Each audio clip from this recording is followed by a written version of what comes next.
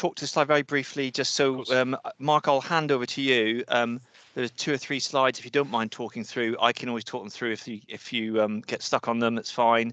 And then we've got a running order, which I think everyone knows their order, but there is a slide that explains that in the pack. And just remind everybody, it is there's no criticism in this forum. It's all about sharing and learning and celebrating what's been achieved. And there's been loads. So I'm really excited about the 5 presentations we've got in the pack. So Richard, why don't you talk through the first few slides as you're on a run? Yeah, fine. Thank you, Bryony. So just a reminder of our trust-wide purpose pyramid and our drive towards providing outstanding integrated care as a trust. There's 5 pillars under that, and part of what we're seeing today is some of the work that's under People First, developing our quality management system that supports an improvement culture. Could you next slide, Bryony? 3 core principles that we're always trying to reinforce in all the work that we do and see. And our big credit to, by the way, Roland in the first presentation, because he's done much of this on his own, off his own steam, which is fantastic. So we're not going to take credit for that. But what we try and support is absolutely involving staff and respecting staff, making sure the patient and the person that we care for is at the center of everything we do, and helping teams drive improvement themselves. Generally, we do that by helping people share ideas, because there's loads and loads of brilliant ideas out there. Next slide, please, Bryony. And we try, if we get a bit technical now, technical slide, when we work with teams, these are the kind of 5 teams we try and make sure are exemplified, because we know it really reinforces the 3 principles we just talked about. Really clear purpose, teams able to do PDSA, and I think you're going to see lots of examples of that today. Very clear metrics. You're also going to see lots of examples. Creating an improvement huddle to keep things going and keep it simmering and bubbling over with improvement, and also to work on team health, so make sure the team is sound and has got a nice environment and psychological safety around it in terms of its working. So the things we try and do. So I'll just next slide, please.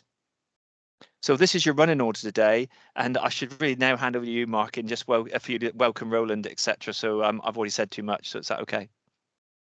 Perfect. Thank you very much. So, well, congratulations, Roland. I know the work you're doing is still in train and in progress, but I've seen some really clear results. I'm quite close to this because I'm leading the discharge work in the trust as well. So I think you're going to take us through what you've kind of done on your wards and what the generalisability will be for other wards in the organisation. So, Roland, can I ask you to take it away? Sure. Before I start my slides, I just want to explain you why we have landed up with this project. When I was covering the MAU for the post-take call, I saw a lot of patients in the ED, because most of the patients in the MAU cannot move to the ward, because our wards are discharging the patient very slow. And I even have to go and see some cases in the car park and with the patients in the ambulances. So we can't control the ED and MAU and unless we improve our ward flow. So we were thinking that whether we can improve the patient flow in the ward. So this is a project I started, the Clinical Improvement Project on the Moorgate, which is the title Efficient, Productive, and the Safe Future Ward Round. So we started in May, and then it's supposed to finish in December, but this is the midterm report after 3 months. Next slide, please. So the question we are trying to answer is that our ward rounds are not efficient, we're not productive, and sometimes we cannot discharge the patient timely, and discharges are quite late, and it cannot clear the bed for the MAU to transfer in. So if we protocolize the ward round, and then we compare with our own ward, previous conventional ward round, if there is any improvement and whether it is benefit, we are looking for 3 things: whether it is safe for the patient, at the same time whether our workflow is efficient and is really productive, and then add value to the patients, and whether there is creating a seamless patient flow. Next slide, please. So we copied the QI project methodology from IHI, and I'm not going to go in detail. You all know that we started with VSM and then look for the bottleneck, and then from there we work up. Next slide, please. So on the 16th of June, we had a brainstorming, which you may have noticed, comprising doctors, nurses, therapists, and even the ward clerk administrators, as well as the discharge coordinator. So we bring up all the works of life and then come together and discuss what are the problems that we are facing. Next slide, please.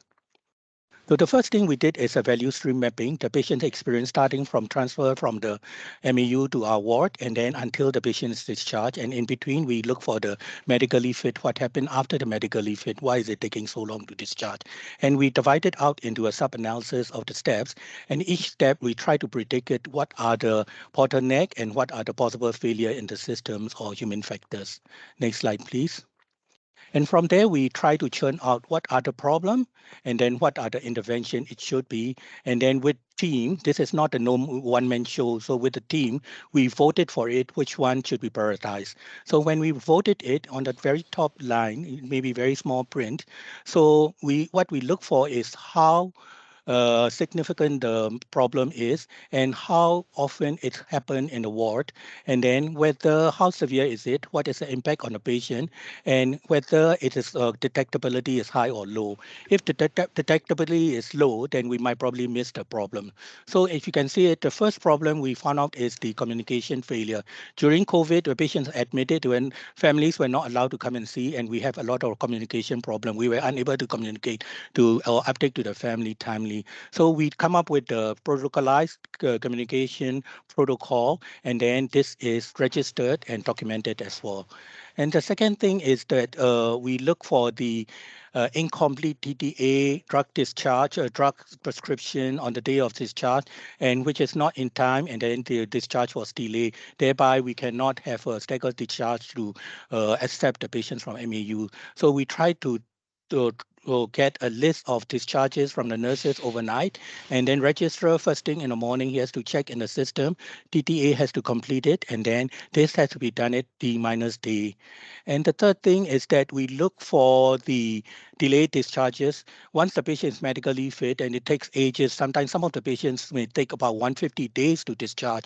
There are a lot of medical social problem. So what we can do, some of the things are will beyond our control, but at least we come into a team and discuss it. And all these discussions and the decision should be visible and timely. So we installed an electronic flashboard connected with our computer, and then the ward clerk has to update it during the MDD every day. And the fourth thing is the handover. There is no standard handover from the nurses to the doctors in the early morning when we start the ward round. But we declined the idea that we should be meeting up and form a hurdle or handover, which is wasting the time. So what I asked them to do is that overnight, night nurse has to churn out the list according to the bed, and then they would make a handover. Early morning when I come in, then I just take this handover list and then pass it on to the respective doctor and then division of labor among ourselves so that each will be working for these handover cases. And the other things are MTT poor attendance, and we try to uh, sell the program that everybody will be affected, the idea will be respected, and we have the mutual respect, and then we will take seriously on their opinion, and then they will come in, all the therapists will come in. The most important thing is that despite all these improvement, I found out that there are some things lacking. Once the patient become MFFD, we lags behind, and then we miss out the main problem, and patient get ill and it's picked up very late. And sometimes we cannot prioritize the problem and prioritize the patient during the ward round. And the patient to doctor's contact time is very limited because we are all bogged down and then we're busy with our computers and talking among ourselves. So what we come up is the consultant has to do a pre-round, one start the working 1 hour ahead of it, so that when he steps in and he knows all the cases, and he can have more time to talk to the patient. This is the human like the soft skills that we have to emphasize it. Some of the patients are not coming up for the medical problem. Just touching their hand, talking to them, understanding the problems make a much difference for them. And then that speaks about the satisfactory survey results. And the other things are the two things that we are still in progress. That is, discharge was delayed because of the scans and the referrals were taking too long. That one, after 48 hours, is not happening. Then we escalate to management board, and our managers will chase. The other one is the manpower issue. That one I don't want to elaborate further. And some of the stuff, not only the numbers, some of them are not efficient and then not up to the par, especially if they are the IMG foreign graduates. So we have to look into it as well. So next slide, please. So this is a communication protocol. 24 hours you communicate for the reason for admission, what are the problems. 70 after hours after admission, then we know the problem already. So update about the management plan and D-1, then we know that the patient is going to discharge tomorrow. Update to the family that what we have done and what is the follow-up protocol. We update to the family at ad hoc basis as is required. Next slide, please. This is the communication registry where we register it and the nurse, the ward clerk chase the doctors if it is not done according to the protocol. Next slide, please. This is the record of the communication where we record it, and then once the patient is discharged, this record is incorporated and filed up in the patient's note. Next slide, please. And this is, we come to the results. So this is the length of stay. You can see that length of stay initially, because it's our new ward, so we have a quite a considerable decent length of stay. After we accepting all the patients from the other ward, our length of stay shoot up to 13.5. Then after we start the project, we have initiated a lot of VDSA cycle over here. It drops a lot, but we caught up with the COVID outbreak where the ward has a COVID outbreak, two bay has to be closed and all the patients were locked down, so it cannot improve the length of stay anymore. But we are still monitoring, so now the ward is stable, so it can still show some improvement. But as you all know, length of stays depends on the multifactorial, so managing the ward round alone may not manage the improve the length of stay. Next slide, please. This is the fans and family feedback after the project, and you can see that there is a 93.73% reflected feedback as a good and very good as the experience in staying in our ward. And we have sent out the 20 questionnaires, and most of them are around the same level. Next slide, please. This is the staff satisfaction survey we send out to each staff. It is anonymous, and we're mainly looking for three things: whether we are creating more jobs and additional steps and not improving the workflow at all, or whether it is efficient, whether it is productive, and whether it is adding value and safe for the patients. And we send off to all the staff, including the ward clerk and admin staff, as well as doctors, nurses, and therapists. Next slide, please. So in the questionnaire compilation, you can see that all of them feel that this is improving, and everybody 100% says that this is improve, add value to the patient. There are some facts that we are doing well, just like although we create extra work, but that is why the workflow is running well. Communication with the patients and the nurses much improved. MTT becomes short and sweet and precise, and then we can discuss among ourselves. We respect each other, and each opinion is taken seriously and able to get handover from the nurses. And we were able to communicate to the family timely so that we don't have a complaint or day text in our system after this project regarding the communication failure. But there are things we need to improve. The therapists thought that their opinions are not respected, so we have to take it seriously. Then we have to do this discharge plan. Therapists usually change the discharge plan every 2 or 3 days, depending on the outcome of the family condition assessment. But the nurses are not happy with that because a lot of job to do it. And the doctors feel that they should prioritize the patient before they start a ward round. So they need a timely handover. And the most important thing I learned from this project is that somebody mentioned that I shouldn't be leading the project all the time. I shouldn't be a dictator. I should give a chance for the junior doctors so that if I'm not around, then the project may not collapse, which I take it seriously. And now it is juniors are taking in turns to lead the project. Next slide, please. This is a summary of project outcome measures. So we measure the length of stay. It cut down from the 8.8 to 7. And 30 days readmission rate was after the project becomes zero. There is no readmission rate with the same diagnosis in the same patient. And staggered discharge plan, we try to discharge the patient before 10 o'clock. From 0%, it will improve to 17%. Our aim is 20%. Before 1 o'clock, we were able to discharge, improve from 6% to 27%. Our aim is 40%. Then previously, because our ward is the new ward, we have a lot of communication problems and complaints and data in the system. We had at least 2 or 3 in a month. Then now it becomes, after the project, it is 0 for the last 3 months. Friends and family feedback I've already given you, 93.75%. Staff satisfactory, they are very responsive and they take it seriously and they thought that this is working. The last slide, please. So now what are we going to do? We are doing the last 2 intervention. The first thing is investigation delayed and referral delayed. As I've already mentioned, after 48 hours, we flag it up to the management and then we try to get it done. The last thing is the manpower shortage. This is across the board, across the country problems. So I don't think we can sort it on our own, but at least what we can do is that if it is the inefficient nurses or doctors, we will try and use the buddy system and training of the new doctors, and we put it as a supernumerary. That means that we have to be backfill this manpower shortage. And some of the nurses or the doctors has deeply involved in the family affairs, and they cannot come in time. They have to send their kids for the schools and all this. So they have to take. I found out that some of them they have to take a frequent leave. What I did is that I tried to make it in a flexible working hour. Some to come early, some to go home late, so that it will fit in their lifestyle and the family demands as well. But we still have a lot of absences either due to COVID, maternity, or emergency sicknesses, and we cannot backfill the manpower in time. All the staff thinks that this is workable, beneficial for the patient, but they doubt about the sustainability because when I talk to them nicely, they feel that if they are burnt out, overstretched, working with understaffed condition, and the work life, there is no balance at all. So we have to look into it. So the next step is we will look into sustainability study, and then we will try to spread it out to the other 2 general medical wards. So we need blessings from you, all the senior management and the bosses. Thank you very much. Thank you, Roland.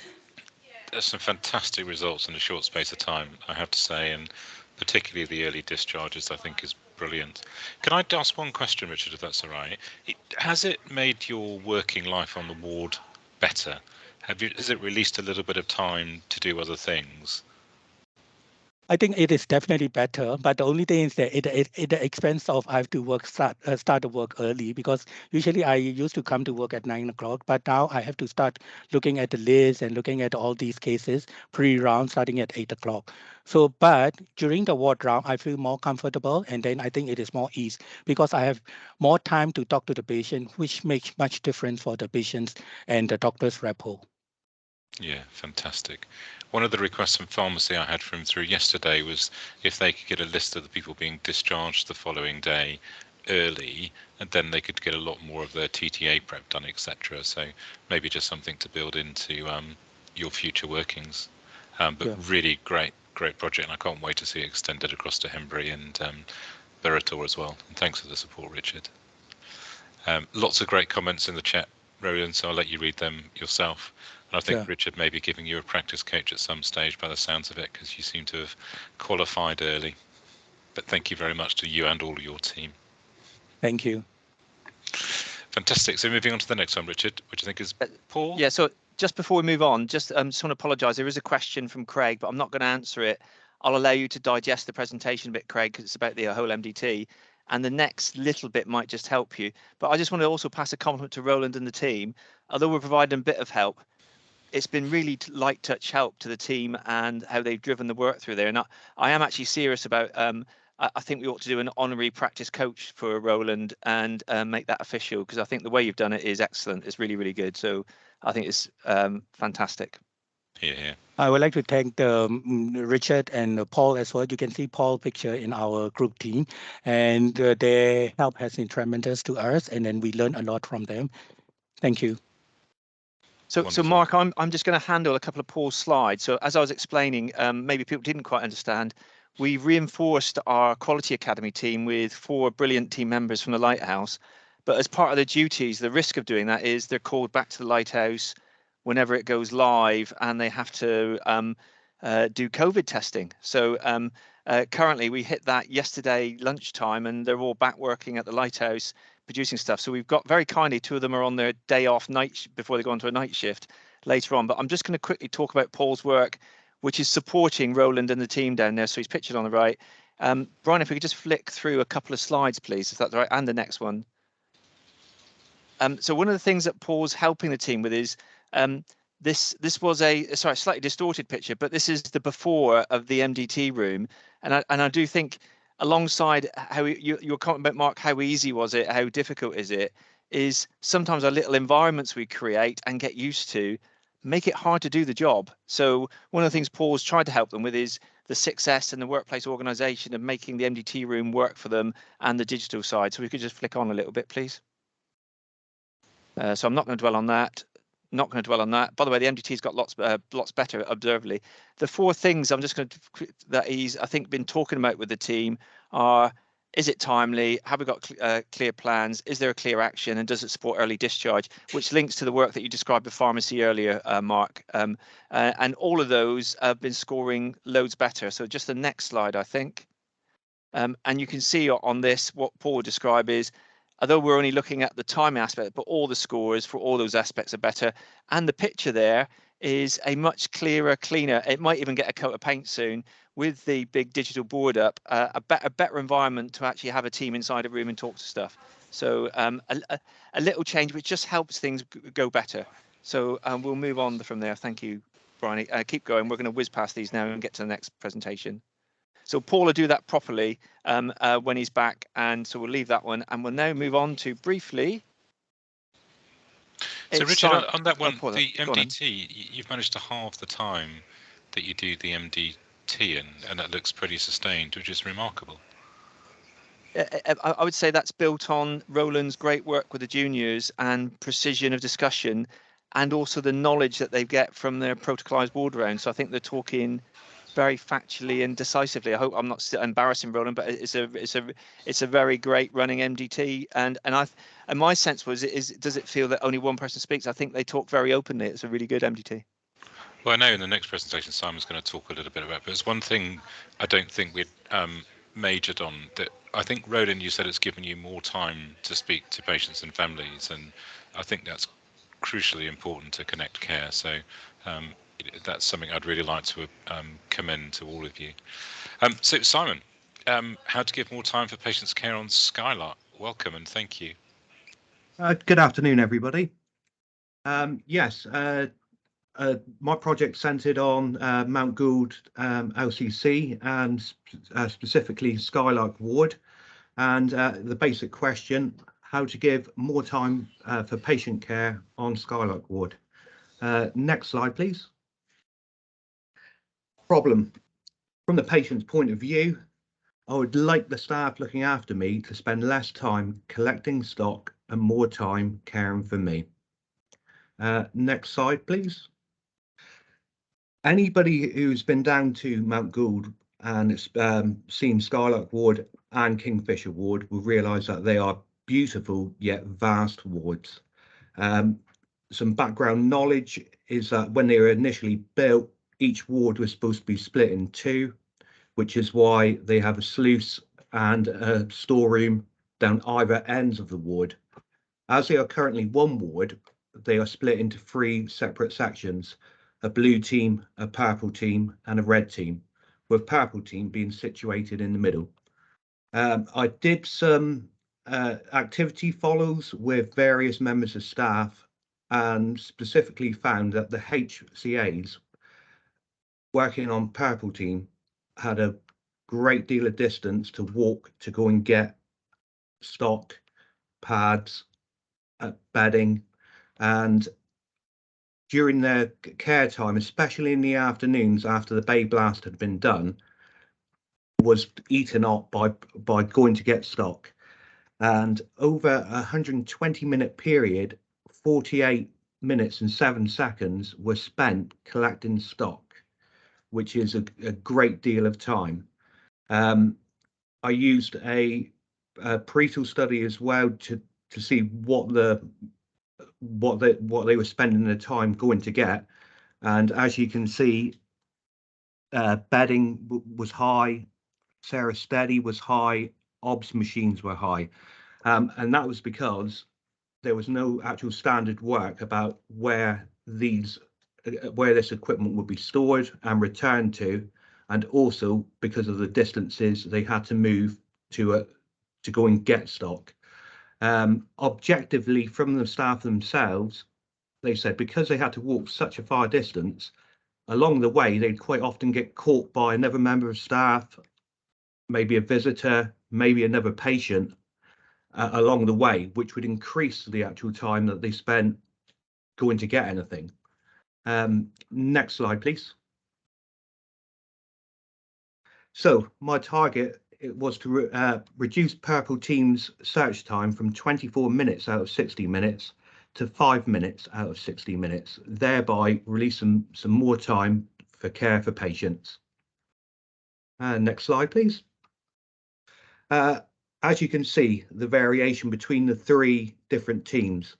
Red team, relatively easy, across a corridor or maybe 5 or 10 meters to the nearest storeroom, or nearest sluice where they could get that equipment.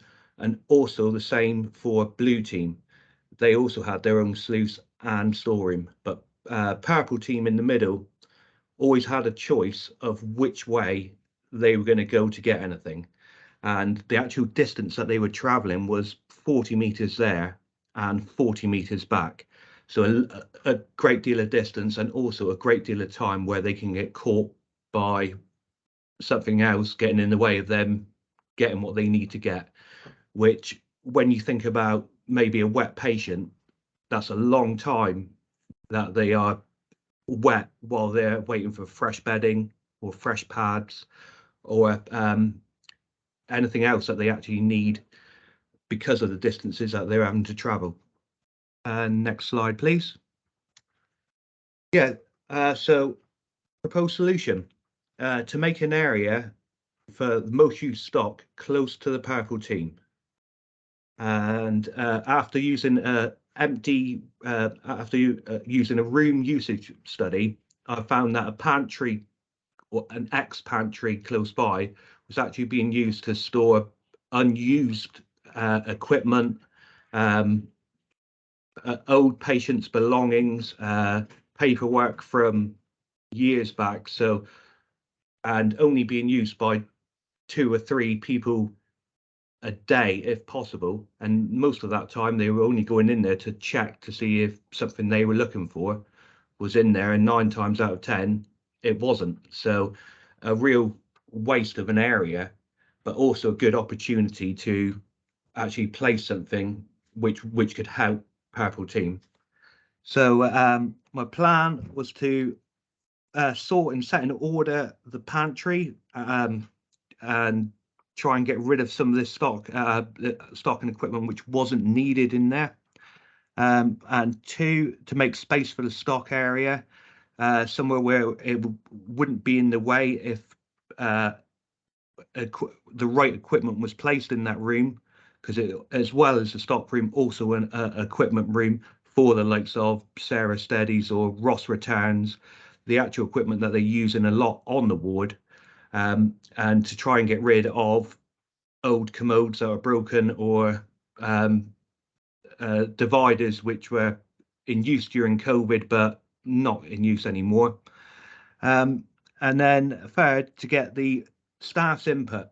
The staff, the people on the ground, are the people who know what is needed and what they use the most. This wasn't supposed to be a full store stock room which holds every little piece that you might need 1%, 2% of the time. It was there for the stuff that they use 90% of the time, the stuff that they're going to grab. And then after that, it was, after that, after the change was made, I needed then to collect data to see whether or not there was a difference between before the stock room was there and after the stock room was there. And then finally, put into place some processes, some standard work. So some stock levels that should be attained to, where stock should be, what stock should be there, and also who replenishes that stock and when. Thank you. Next slide, please. So after the change, as you can see from the graph, as soon as the change is implemented, the time has dropped from minutes to seconds, literally seconds, because now they're just walking across a corridor straight out of the room or straight out of the bay, in, grabbing what they need and back into the patient.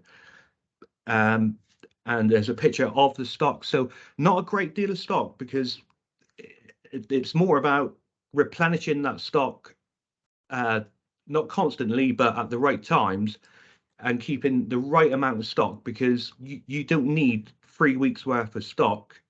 You need a shift or a day's worth of stock at most, and constant replenishment, so that people are not only keeping the area clean and tidy, but also they know if something they put there because they thought they needed it, but then further down the line they think, do you know what, we haven't replenished that in a long time, so maybe it's another piece of stock that we keep having to go and get.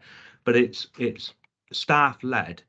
They're the people who know best. They're the people who know the levels that they need.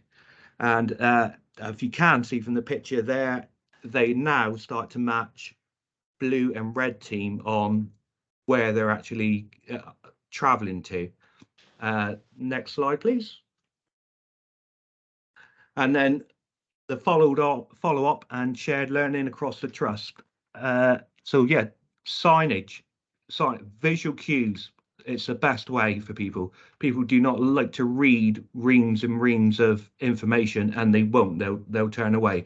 But a picture of how it should look, and then a picture on the door of what's inside that room, so people walking past know that's where it is, quickly sets in. Standard work, who's replenishing it, how much should be there, and also keep it tidy. If it's tidy, you can see where things are. If it gets messy, people start putting stuff on top of each other. All of a sudden, that search time is getting increased again and again. And then shared learning with Kingfisher. Kingfisher is an identical ward to Skylark. They've got the same rooms, they've got the same distances, and they've got the same problems. Kingfisher, Katie from Kingfisher came down, loved the idea, put it into motion straight away, and copied it. Same standard work. Why not? It's two wards which are identical. So yeah, brilliant. It also supports a bay blasting. It's when they used to do bay blasting, there were 3 separate trolleys out for each individual bay, and they're moving along. Now there's one trolley which they use for bay blasting, and they also use for restocking the stock point as well. Cuts down on trolleys and corridors, gives a clearer area. Also, for the OBS machine, there are set places now with pictures of the OBS machine. Standard work, please return after use. So staff now know where they should be going for an OBS machine, as opposed to which room is it in or where someone left it. It should be returned to the same point next to a plug socket, so it's charged. The same with the Sarah Steady and the Ross Return. All the equipment that they're using on a day-to-day, hour-to-hour basis is in the right place, cuts down on that search time again. And I've also trained 2 HCAs in success training, because it's a basic idea of workplace organisation. If you know where things are, if you look to get rid of that waste, you instantly give time back. And if that ethos can be spread between the rest of the staff by the 2 trained HCAs, who, when I did the activity study, are the ones who seem to do more movement, more searching. But if they realise that actually, no, let's set this in order, let's put things in the right place. It is where it is. I know where I'm going to get it. Instantly, it's more time for the patient. And then I plan to success the linen stores down there as well. There's a curtain store and a linen store, but they are heavily stocked, more stock than you need, and the more stock you have, the messier things get. So yes, a plan to get the success done on those 2 rooms as well, just to make any other time that they're collecting stock even easier, quicker, and more efficient. And finally, the time that's gained back is to be used for more one-on-one care with patients. And instantly, that was the feedback I got from the staff working there. And yes, thank you very much. Simon, fantastic logistics masterclass. I love simple, clear work like that. It's just brilliant. And I think, as Mary said in the chat as well, it's probably got some significant infection control. And it has, yes, yeah. Improvements too. So yeah, just brilliant. And congratulations on your practice coach. It's brilliant. Oh, thank you. Thank you. Any quick questions, Richard? I think there wasn't any questions, but if there's any in the chat, could you please have a look at them, Simon? Can I just kind of just add, 8 weeks ago, you were looking after sample handling at the Lighthouse, and you've rapidly done your practice coach. I just want to add that congratulations for throwing yourself into it and embracing lots of clinical understanding and work. So I think it's a brilliant effort. Thank you. I've really enjoyed it. Thank you very much. That comes across loudly, Simon, actually. It's really nice. Thank you very much. Right, I think we're going to move on to Lisa now with infant hip screening for your practice coach certification. Hello. Hi, Lisa. I'm very nervous, so please bear with me. You'll be fantastic. So I'm Lisa, and I'm one of the sonographers. I am the lead of the infant hip screening service, which is part of the newborn infant physical examination, and I've been doing that since 2018. So had the next slide, please. So the problem with we discovered is current KPI targets actually say that all infants that either have an abnormal physical examination or have risk factors should be screened within 4 to 6 weeks. So will have had their scan within 4 to 6 weeks. In March 2022, this year, I was informed that by our screening midwives that the infant hip screening service was not compliant with that. In fact, in Q3, which ran from October last year to December last year, there were 122 referrals, of which 96 required review to see why we weren't meeting those targets. And in fact, only 21% was that meeting the 4 to 6 week as standard. The other standards are set that an acceptable level is that actually 90% of patients should be seen within the 46th standard, but they also state that an achievable target should be greater or equal to 95%. And the main reason for non-compliance when they looked into it was where was staffing and appointment availability. So we have the next slide, please. So I know, as always, the main thought was to try and increase capacity. Now we have we have a small team. There's 4 of us that work within the hip screening, and SciPod can only give us we have access to a room with an ultrasound machine on every Tuesday afternoon and every first Wednesday of the month. So we had to try and find a way of increasing capacity without making a new clinic. And the first thing we had to do was to meet with SciPod, because SciPod quite rightly had concerns with COVID about social distancing, and they wanted us to prove a concept before they would allow us to permanently change our clinics. So we looked to the MSK one stop that works in the which works in the orthopedic hut, And what they do is they overbook 2 slots a actually session, and that would increase.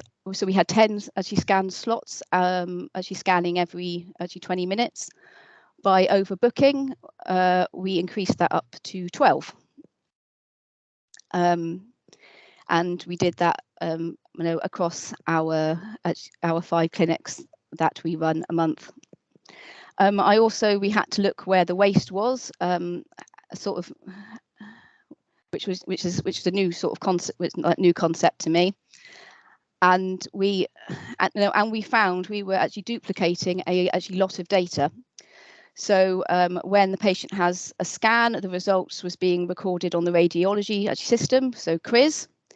But also we were recording that in the patient's buff notes as well. So by doing like one, that's time, that's time with, and we're using sort of duplicating information. Also it's a clinical it could potentially be a clinical governance issue, because the more times you replicate data, the more chance you've got of making a mistake.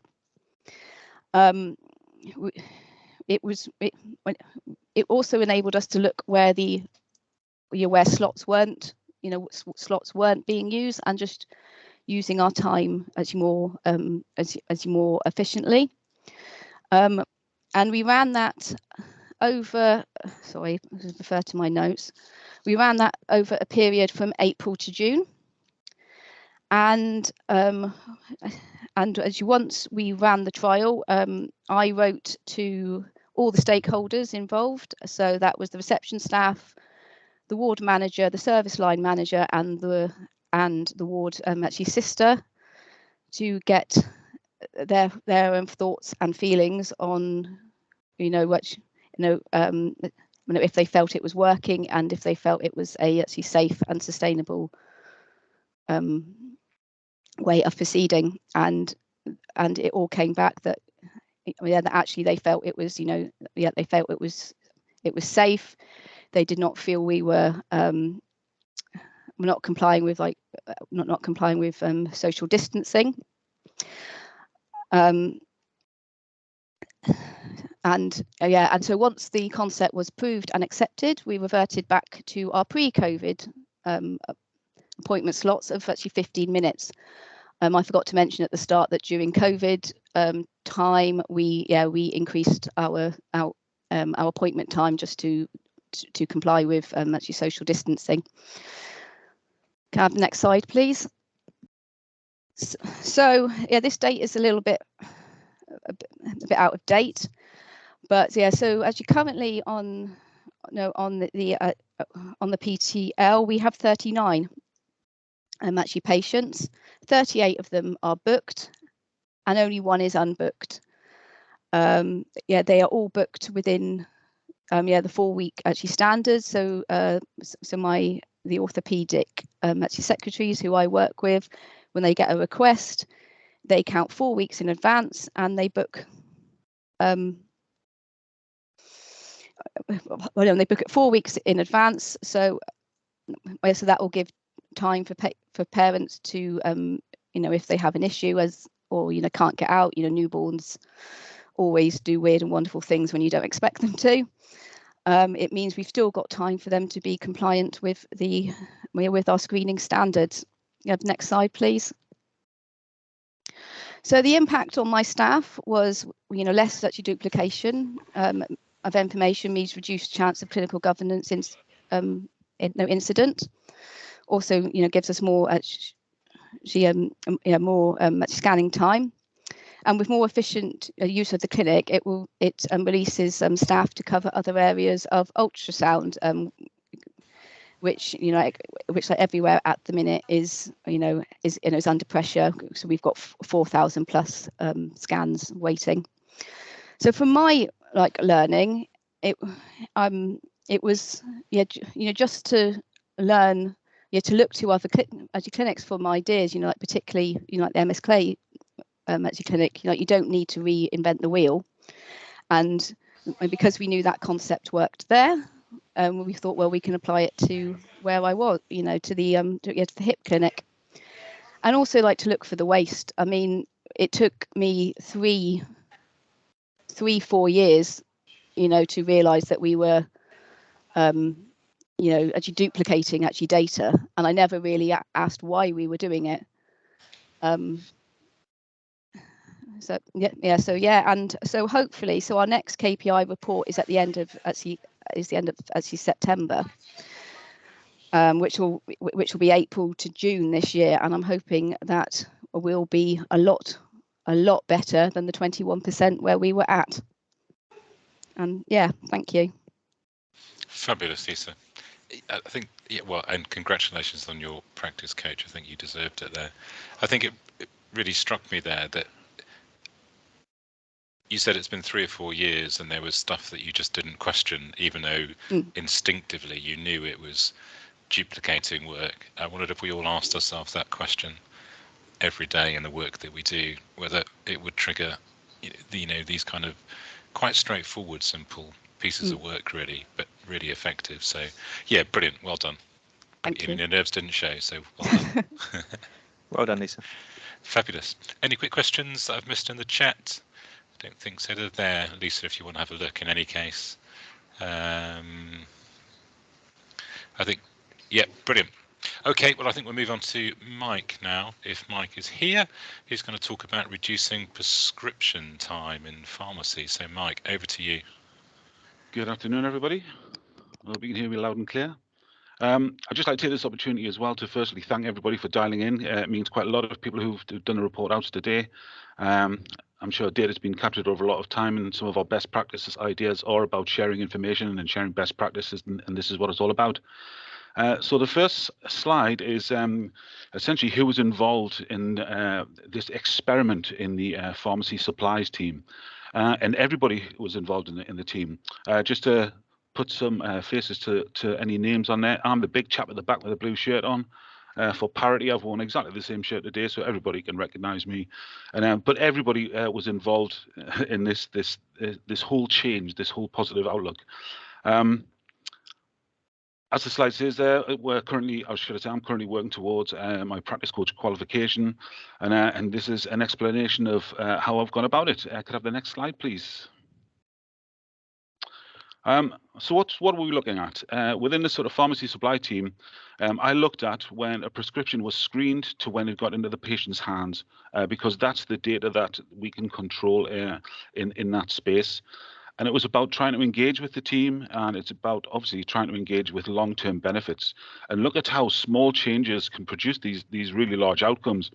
When people talk about change, they often say, let's spend an awful lot of money to bring this about, and I'm sure that will work, but this is looking at actually changes in protocols, changes in mindset as well. And why are we doing this? Well, we're doing this for the patient. Surely this entire building, this entire structure, this entire system has been set up to provide golden standard healthcare to everybody who comes into these buildings. And this is what it's about. It's about trying to supply the best kind of healthcare that we can give. Because the pharmacy supply team, their reach goes throughout the whole hospital. So if we can save time within this area, then those benefits can get passed down all across the hospital and bring benefits to almost everybody. Next slide, please. And how did I go about doing this? I sort of think of this as like a toolbox, and this is some of the tools that I used. One of my work colleagues, Vicky Connerbier, she's worked in the pharmacy supply team for quite a long time. So I spoke to her in depth about this, as well as spending a lot of time on site as well. But I process mapped this in the entire flow from when a prescription moves from screened to how it gets into the patient's hands. And we talked about what are the problems they're in, all the different stages it has to go through. So I have a really in-depth understanding of this. We then moved on to an 8-step, and if anybody doesn't know what an 8-step is, this is essentially like a small map for a project plan. It's how you describe the problem, the current condition, the target, analysis of variation, proposed solution plan, monitor the effect, and then follow up, and then sharing, which is exactly what we're doing here. 5 whys, which is just an in-depth way of just saying why repeatedly until you get down to the root cause analysis of all this. Simon's talked about 6S as well, and this is about streamlining workplace environments and about taking out the waste. One of the things that we did was we actually taped off some areas where the TTAs are placed, and that's so that there was a clear visual indication from all across the room that once these 3 areas had been occupied, that's when an action was then processed from that point forward. Visual management, Simon again talked about this, which is signs up, graphs up all around the place to show everybody actually what inputs they're having, what are the outcomes, what are the endpoints of their workflow. When you're trying to bring a change into a team and make that change long term as well, I don't think there's any better way of doing that than actually renewing the data week on week, day on day, depending on how fast you can collect that data, to reinforce the message that you're looking for, to reinforce the aims of what you're that everybody's trying to get across. And so that's one of the things that we're doing, and we're going to continuously do that in the pharmacy supplies area. And then Tact and Flow, which was a model that I worked on with some of the team, which is how can we streamline, how can we take out the waste from this whole process? Where are the log jams? Which are the areas that we can work on? Anyway, could I have the next slide, please? One of the things that we did was I started observations, close observations. And this is just an observation from a day where we actually incepted one of those big changes. And you can see from across the top there, we've got the drugs room, we've got where the checker is, and then we've got the pigeonholes. I've included all of this information just so that I've got the control drugs room in there, just so that everybody doesn't start thinking, well, has he looked at every area in the pharmacy supply area? I did do, and I put that in there just so you wouldn't think that. But and I've highlighted some of the numbers in red, which is under the TTAs, because this is what seems to be happening in this area is that it's a push mentality. So the front of the system is preloaded by lots of dispensers, creating lots of work, stacking them on top of trays, and then pushing them forward for the single checker at the time to work on. And I thought of this really as like a lake feeding into a narrow river. What this workflow was doing was filling up the lake, and what we were trying to do was actually empty the lake. And one of the ways that we did that was actually widening the mouth of the river. And what gave us this idea was looking at the numbers under the TTA column, which is 5, 4, and 6. So these are the TTAs. These are people waiting to leave hospital. So this to me was kind of one of the big barriers really. And this was actually something very similar we could look at. And at the bottom there, what would happen if we increased the number of checkers all the time and limit the number of, thank you very much, and limited to 3 TTAs. Once we hit 3 TTAs, that's when we change it. That's when we get another checker in. And we made the whole team responsible for this. So as soon as 3 TTA trays come along, the checker could say, could I get an extra person in, please? And that's exactly what we did. Could we have the next slide, please?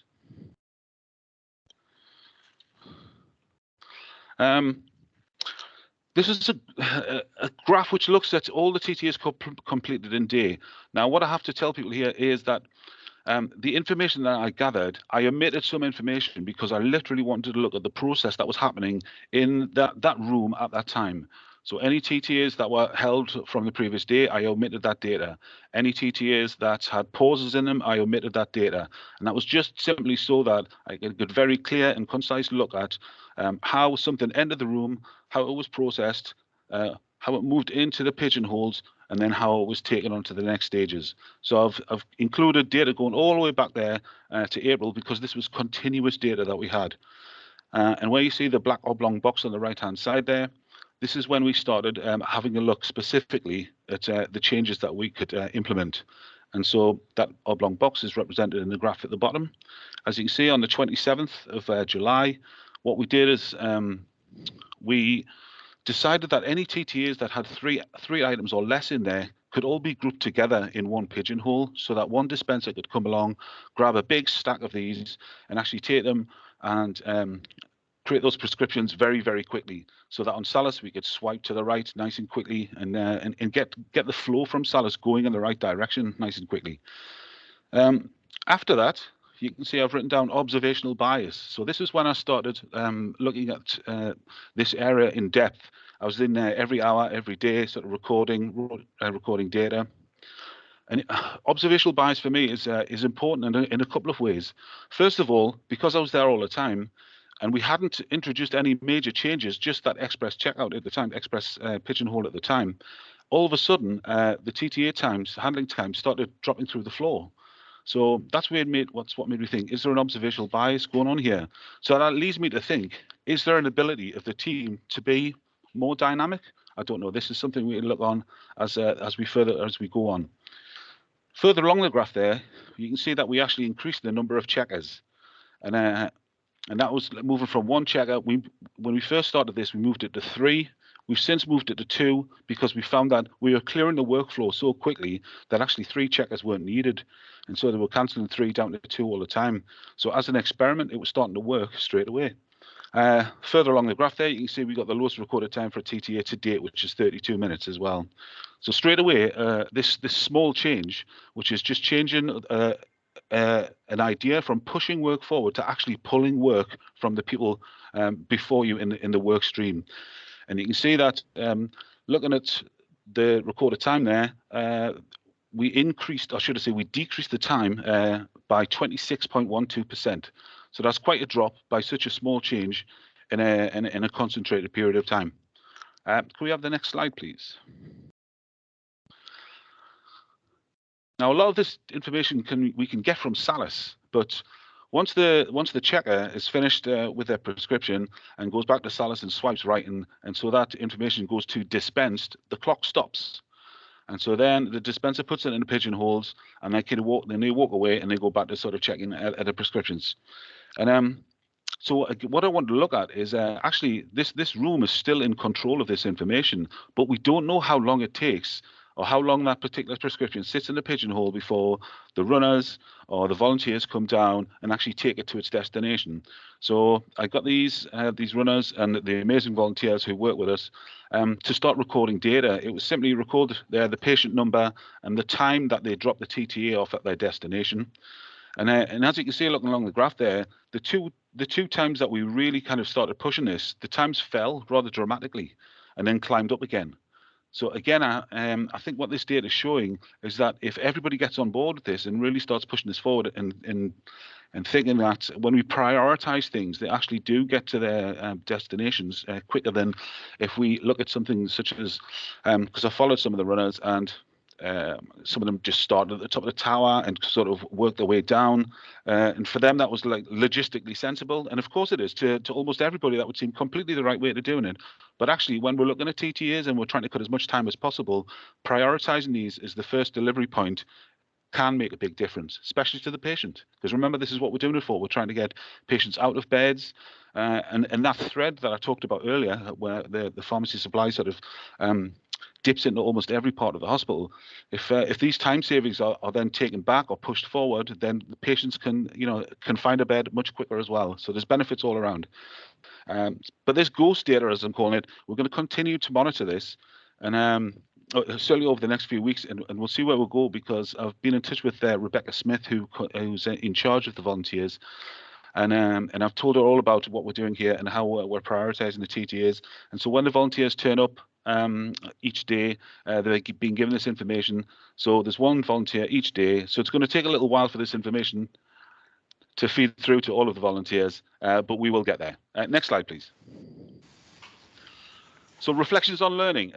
We've talked over a couple of these ones already, and so I'll pass over the first two. But when we introduced the changes to the team, we had talked about it on the Thursday morning huddle, which was that we're going to increase the number of checkers, and we said to them we're going to actually make those changes tomorrow on the Friday. When I came back on the following Friday, I realized that it actually incepted those changes straight away. So the team were eager for this. They were eager for change. They were eager for a positive way of looking at something, to engage with something, and they were on it straight away.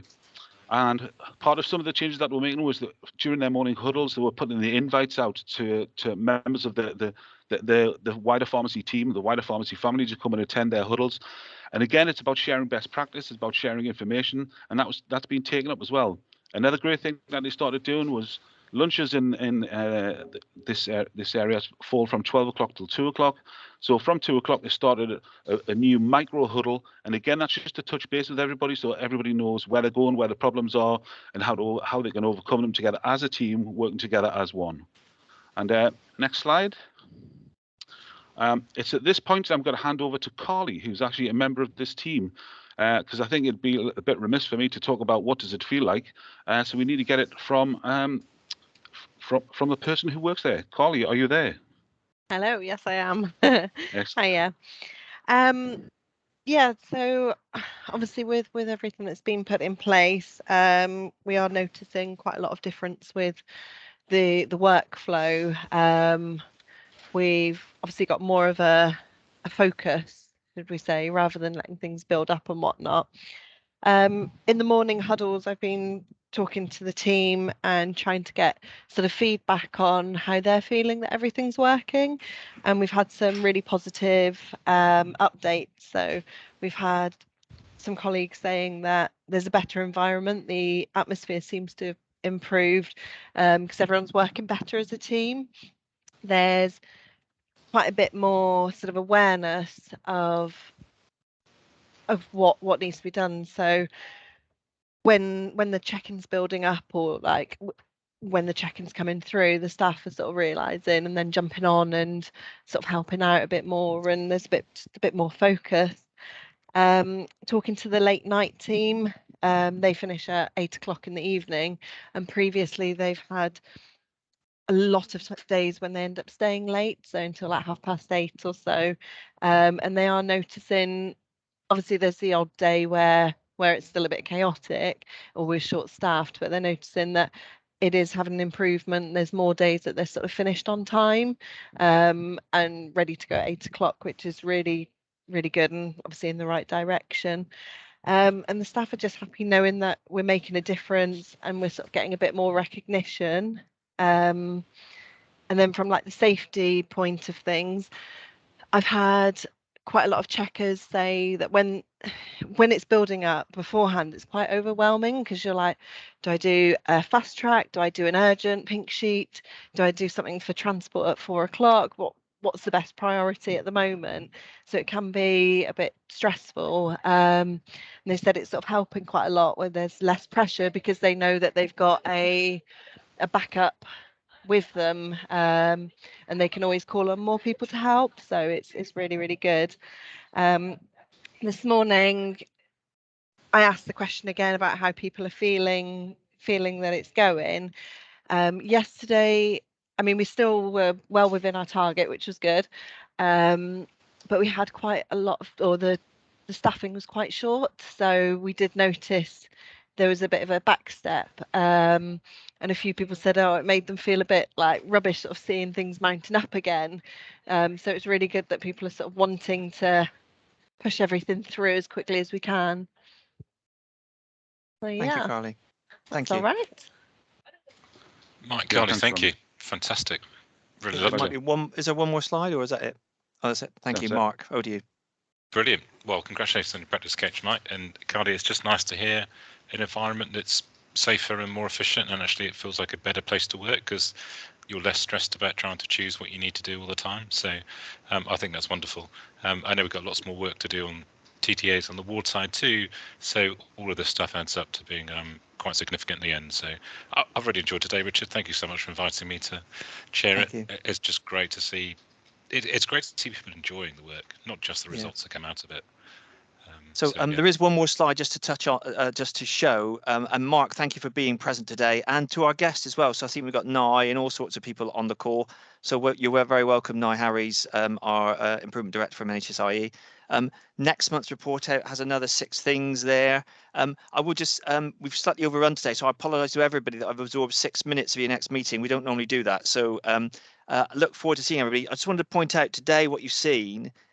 I think one thing is engagement with every team, by the way, but you've seen PDSA, standard work, visual management, flow and success all make an impact that's going to drive productivity and care for patients. And I think some of it is quite simply applied, can have big effects. So really great, really, really well done by everybody, and congratulations. I'll just leave the last word to you, Mark. I only have one. Thank you so much. Thank you, everybody. See you later and have a great day. Bye.